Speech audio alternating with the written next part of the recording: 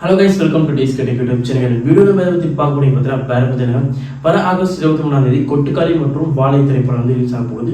இது ரெண்டு திரைப்படமே வந்து கண்டென்ட் பேஸில் ஒரு தரமான ஒரு திரைப்படமாக வந்திருக்கு. ப்ரெஸ் ஷோலாம் வந்து பார்த்துட்டு வேறு லெவலில் சூப்பராக இருக்குது அப்படி இப்படின்னு சொல்கிறாங்க. நிறையா ஃபிலிம் ஃபெஸ்டிவல்லாம் போய் வேறு ஜெயிச்சிருக்கு. இந்த திரைப்படம் உண்மையாகவே இப்படி வந்திருக்கு, இன்சைட் ரிப்போர்ட் எப்படி இருக்குது, ப்ரெஸ் பார்த்தவங்க இந்த மாதிரி சொல்லியிருக்காங்கன்றத பற்றி இந்த வீடியோவில் நான் சொல்கிறேன். அதுக்கு முன்னாடி நீங்கள் நம்ம சேனல் சப்ஸ்கிரைப் பண்ணாமல் சப்ஸ்கிரைப் பண்ணிக்கோங்க, பக்கத்தில் பண்ணேன் ப்ரெஸ் பண்ணிக்கோங்க. ஓகே, வாங்க வீடியோக்களை போகலாம். ஓகே, ஒரு பக்கம் கொட்டுக்காளி, ஒரு பக்கம் வாழை. வாழை என்ன மாதிரி திரைப்படம்னா, நம்ம மாரி செல்வராஜோட பயோபிக். மாரி செல்வராஜ் சின்ன வயசில் எந்த மாதிரிலாம் கஷ்டப்பட்டாரு, சின்ன வயசில் எப்படிலாம் அவர் வளர்ந்தாரு அப்படின்றத ஒரு படமாக எடுத்திருக்காரு வாழை. இந்த பக்கம் கொட்டுக்காளி. இந்த படம் வந்து ஒரு கண்டென்ட் பேஸ்ட் ஒரு ஒரு கான்செப்டை உருக்கமாக சொல்கிற ஒரு கதை. இந்த திரைப்படத்தில் வந்து லைவ் மியூசிக் தான், பிஜிஎம்ஸ் மியூசிக் டேரக்டர் யாருமே கிடையாது, லைவ் மியூசிக்கில் போட்டிருக்காங்க.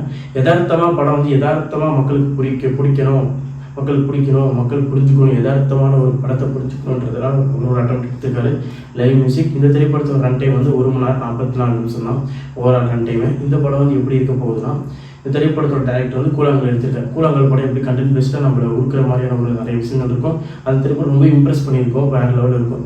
அதே மாதிரி தான் கொட்டுக்காளி இருக்கும். இப்படியே வாழை திரைப்படம் பண்ணோம்னா டியூரேஷன் வந்து 2 மணி நேரம் 20 நிமிஷம். இந்த திரைப்படம் பயோபிக். நம்ம வந்து படம் முடியும் போது அழுந்துட்டு ஒரு 5 நிமிஷம் வந்து தேட்டர் விட்டு வெளியே வராத மாதிரி எமோஷ்னல் ட்ரைவுக்குள்ளே கொண்டு போயிடுவார்ன்ற மாதிரி சொல்கிறாங்க. அதுக்கப்புறம் வந்து மாரி செல்வராஜ் வந்து நிறைய இன்டர்வியூ சொல்லியிருக்காரு.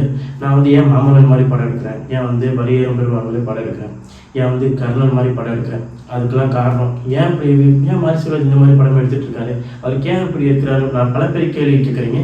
பல பேர்த்துக்கு வந்து இந்த கேள்விகளுக்கான பதில் வந்து வாழை திரைப்படத்தில் இருக்கும். வாழை திரைப்படத்தில் பார்த்ததுக்கப்புறம் இதனால தான் இவர் இந்த மாதிரி படம் எடுக்கிறாரு, ஓகே பெஸ்ட்டு மூவிப்பா நீங்கள் எடுத்து வாழை தரமான படம் தான் அப்படின்னு சொல்லுவீங்க அப்படின்னு வந்து மாரி செல்வராஜ் சொல்லியிருக்காரு. கொட்டுக்காளி திரைப்படம் நிறைய ஃபிலிம் ஃபெஸ்டிவல்லாம் போயிட்டு அங்கே வந்து அங்கே பார்த்த மக்கள் வந்து படம் வேறு லெவலில் இருக்குது, என்னடா படம் செதுக்கி இருக்கீங்க அந்த மாதிரி சொல்லியிருக்காங்க.